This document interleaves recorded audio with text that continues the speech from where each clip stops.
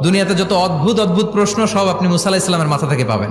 বিভিন্ন বিষয়ে আল্লাহরে প্রশ্ন করতেন। সাইয়েদনা মুসা আলাইহিস সালাম আল্লাহরে বললেন, আল্লাহ আপনি আমার এমন একটা জিকির শিখাইয়া দেন যে জিকিরটার শব্দ আপনি আর আমি ছাড়া কেউ জানবে না। দিনে রাতে সব সময় এই জিকির আমি করব, আপনারে ডাকবো, কিন্তু শর্ত হলো এই জিকিরটা জানবে শুধু আপনি আর জানবো শুধু আমি। আল্লাহ বললেন, মুসা পড়ো লা ইলাহা ইল্লাল্লাহ। মুসা আলাইহিস সালাম কয়, মাবুদ এটা তো জাতীয় জিকির, সবাই জানে।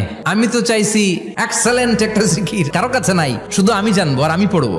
আল্লাহ বললেন, মুসা এই লা ইলাহাকে যদি এক পাল্লায় রেখে দাও, তাম বিশ্ব, সাত আকাশ, সাত জমিনটারে তুলে যদি তুমি আরেক পাল্লায় রেখে দাও, লা রাজাহাত কাফাতু লা ইলাহা ইল্লাল্লাহ, মুহূর্তের মধ্যে লা ইলাহার পাল্লা ভারী হয়ে যাবে।